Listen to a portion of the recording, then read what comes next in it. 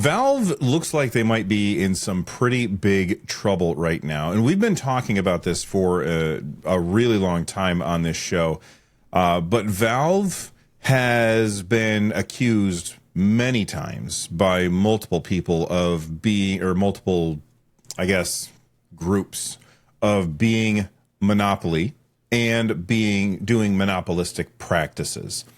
And the reason we're talking about this today is because we just got some new information that I didn't know about until Rich dropped it into our community Discord, or not community Discord, but our private Discord. So Rich, why don't you set up what's happening with Valve right now? And I figured you and I could just chat about it for a couple minutes. Yeah, absolutely. And I should say I am normally more tapped in than I am right now. I've been just not, on the news and stuff like that as much as I used to be. And so like some of this may not be completely fact checked, but I think I got most of the story. So first of all, a lot of this comes from a sort of big report from Bloomberg. But that Bloomberg report was enabled by more documents going public in, I believe it's the Wolfire lawsuit. So this is the same Wolfire lawsuit that we've talked about for some time, where Wolfire alleges that Valve has been maintaining a parity clause or a most favored nations clause, wherein they are enforcing that people that sell games on Steam can't sell them for cheaper elsewhere. What that has meant up until now, both like the guidelines of that rule and the enforcement of that rule have been pretty unclear. And over time, we would get more and more information. And I think the information we got most recently, showcased in that Bloomberg article, shows that they were in fact enforcing this to pretty big players, I would say. Yeah. And I guess the question that we have in the past had quite often, and basically the point of contention between us whenever we would talk about this was, is Valve enforcing this just on Steam keys? So if you are selling a Steam key on another site, or are they enforcing it across the board? And it seems like now we have, I'm not going to say definitive because, we don't have all of the information, but we have a little more information that points us toward the idea that it's not just the Steam keys. So Before we get to that nugget of information, let's talk about the difference, like how we look at the difference between it being Steam keys or just, games being sold in general. So here's how I usually would look at it. If Valve, or if a company is selling a game for cheaper on other platforms than it is on Steam, and they are using Steam keys, I think it's perfectly reasonable for Valve to say, hey, you can't do that. You're using our stuff, and you should give us the same price that you're doing on this other platform. However, if you're not using the Steam keys, if you're just selling it on your website, like Rich makes a video game, Fan the Deck, the game, where you play as Rich reviewing handhelds or something, and he releases that game on Steam, but then just sells the EXE on his website, well, and I don't think that Valve should have any say on what price that he puts on there. Do you think that what I'm saying is relatively fair, Rich? I think it's fair. I don't know where I land on that. I think I don't have a strong opinion on it, I would say, but I think your take is fair on that. I think that it's interesting. One of the, I guess, defenses you can say that many people bring up for Valve is that Valve offers these keys for free, right? So you can generate lots and lots. It's been slightly restricted more recently in the last, I'd say, 5 years than it was before. But even now, you can generate lots and lots of keys, and you can sell them on Green Man Gaming, Humble, and all sorts of stores, including your own, right? But yeah, to that point, there was a lot of contention as to whether this parity clause applied to just Steam keys or applied to everywhere. And I do think that's sort of the bombshell reveal of this piece, is that it's beyond just Steam keys. Yes. So basically, it was, what was it? Not Ghost Recon. I forgot the name of the game now. Rainbow Six Siege. And Thank you, yes. And also Middle Earth Shadow of War. So I'll just read kind of verbatim what it says here. So it says, emails indicate Valve employees once threatened to delist all editions of Ubisoft's Rainbow Six Siege, quote, by end of day tomorrow, end quote, after they learned that the publisher was marketing a separate $15 starter pack exclusively on its in-house Uplay store. So that clearly points out that this is for the Ubisoft Uplay store. So it was not a Steam key. It was Ubisoft's own store that they were putting this game on. They continue, in 2017, Cassidy Gerber, who works in business development at Valve, wrote to Warner Brothers executives that pre-orders for its new Middle Earth Shadow of War game had been deleted from Steam because the price was, quote, significantly higher than what was available at other retailers for the same version of the game, end quote. And it says, within hours, Warner Brothers Interactive Entertainment president David Haddad was trying to get on the phone with Gerber to make amends, and Ubisoft and Warner Brothers both declined to comment on these two stories. Yeah, and them declining to comment doesn't surprise me. There's going to be people who are going to say they declined to comment. That means that there's probably, there is no there. Whereas I think they're declining to comment because they don't want to say something that then gets taken out of context and then get kind of embroiled in a legal battle that right now they are not part of. Like they're just sitting there doing their own thing. This is a legal battle between Wolfire and Valve, although I'm assuming that we'll probably they'd probably be witnesses to this stuff, So I would imagine that they'd be, so there have already been depositions, I think. So certainly depositions that involve Valve. I don't know if these depositions have involved Ubisoft and Warner Brothers. But if they haven't, then I wouldn't be surprised if that happens as well in some way. It's interesting, the deposition that happened for Valve. I mentioned Gerber, Cassidy Gerber. So she was deposed, and in that Bloomberg article, it says, when asked in a deposition if Steam has a policy requiring pricing parity for games, Gerber denied it was a policy, claiming the entire concept was alien to a place like Valve. And as she goes on, she kind of describes the anti-bureaucracy that we've heard about from Valve. But here it kind of just seems like a way to evade accountability when it comes to, what would be seen as policy anywhere else. But Valve is sort of just shying away from even the idea of having policy, even though clearly it's something that they used against, at least they've alleged to be used against Warner Brothers and Ubisoft. Yeah, and then you posted. I know that the Bloomberg article is paywalled, and when I clicked on it, I can't see the whole thing. But you said that there was something in there that was about they basically said, I've had to go to companies and say, we're going to delist your game so many times that I'm going to get it tattooed because I'm sick of saying it, right? Yes, so that seems like policy. Yes, exactly. It does seem like policy.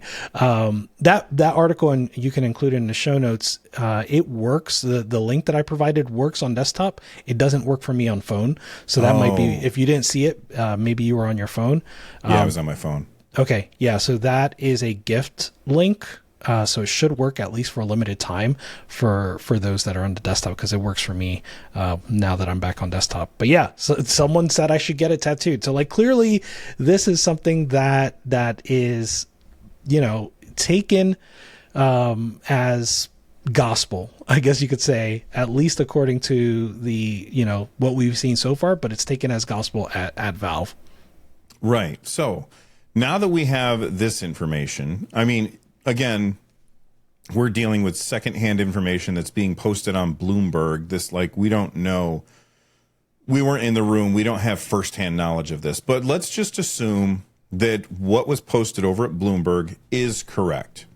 How does that make you, what do you think about that policy? Do you think that Valve is in the wrong?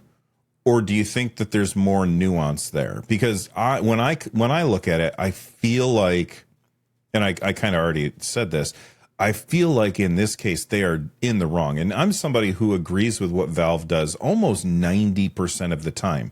Most of the time, they do a move, and I look at that move and I'm like, you know what, that's a good move. I applaud what they're doing here. It's when they do stuff like this, or the gambling stuff that they do, like that stuff really bothers me. And it's mostly because I look at them and I say, these guys, most of the time, they do the right thing. So when they do the wrong thing, it stands out to me a lot.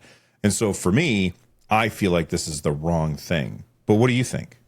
Yeah, I think I've been pretty consistent, but also I've refined my opinion over time, right? And what I think I landed on the last time we spoke about this, I still hold very true, which is I think the courts should figure it out, right? Like, I think if the courts are deciding that this should move to trial, then it should move to trial, right? Like, I don't have a lot of faith in our government, and I don't always have the most faith in our legal system, but what's that? Isn't Wolfire, isn't that in England?